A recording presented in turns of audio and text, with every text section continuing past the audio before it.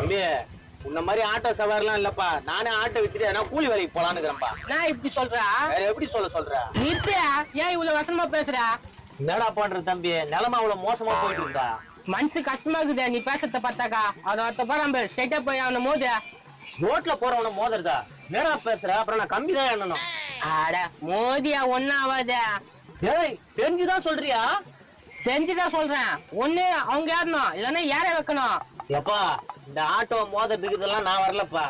நீ பயப்படுற, நீ வேலைக்கு ஆக மாட்ட. இரு ஒரு நிமிஷம் இரு.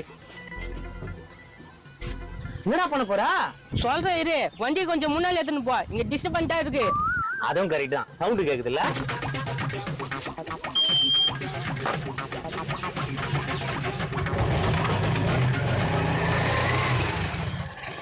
எவ்வளவு தொழில் போயிடுச்சு போறான். என்ன பண்ண போறான்னு தெரியல. வேற இவ்வளவு தொழில் எடுத்துட்டு வந்துட்ட வண்டியா?